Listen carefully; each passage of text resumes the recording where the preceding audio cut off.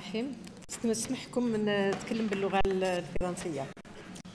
Madame la Présidente, chère Madame Rajavi Mariam, chère déléguée, nous le faisons, c'est vrai, à chaque fois, et je le ferai également aujourd'hui, c'est de dire toute notre admiration à l'organisation des Moujahidines, à l'organisation des Moujahidines du peuple. Vous forcez le respect par votre combat, votre profond engagement, votre exemplaire lutte pour la liberté. Pas une seule fois, chère Mariam, je ne vous ai vu être gagné par la défaite ou un quelconque découragement. Vous êtes un exemple pour tous ceux qui défendent les droits les plus élémentaires, les droits à la vie, le droit de se réclamer d'un pays, le droit de vivre dans la dignité et le droit à être libre. Depuis de nombreuses années, trop nombreuses, le régime des Mollahs s'enfonce toujours un peu plus dans une guerre sans merci contre son propre peuple. À chaque élection présidentielle, en Iran, les médias, notamment les médias occidentaux, laissent penser, laissent croire que peut-être le nouveau président serait peut-être mieux que le précédent. Erreur, grossière erreur. C'est juste la personne, c'est juste un nom qui change, mais la politique demeure exactement la même.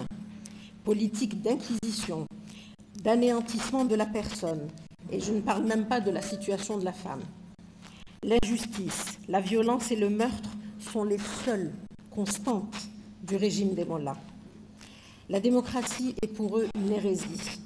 Les offensives dont ils se rendent coupables quotidiennement, si toutefois il fallait encore le démontrer, sont un aveu d'échec, car c'est pour eux la seule réponse possible contre un peuple qui, aussi bien à l'intérieur qu'à l'extérieur de l'Iran, excusez-moi du terme, les vomit. Ce même régime, qui est-il? Ce sont simplement des meurtriers, à la solde d'autres meurtriers. Ont-ils réellement une foi quelconque? Je ne le pense pas. Croient-ils simplement en Dieu, ce Dieu dont ils se réclament? Je suis musulmane.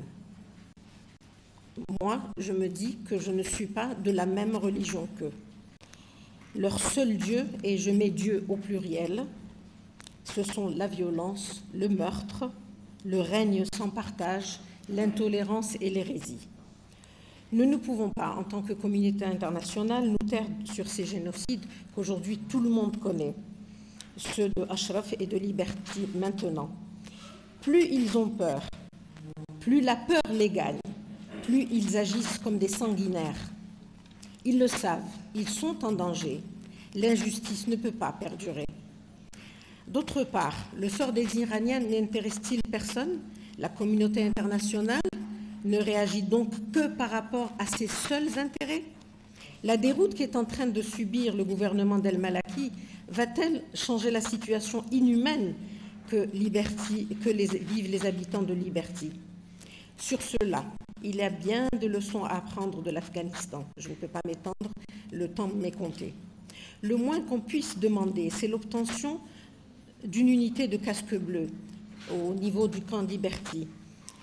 Cela me paraît indispensable pour exercer au moins leur droit d'être soignés, leur droit de partir de ce camp. La seule issue, disent-ils, et je l'ai entendu au niveau du grand meeting du 27, c'est de changer le régime en Iran. Très facile à dire, évidemment. Ce ne sont que des mots. Mais ne faut-il pas plutôt revoir les intérêts suprêmes économiques des pays les plus puissants, puisqu'ils étaient en force au niveau de ce meeting? Et si pour une fois l'intérêt suprême pour tous serait la paix? Comment neutraliser ces lobbies économiques? D'un côté, nous avons des régimes théocratiques et de l'autre, des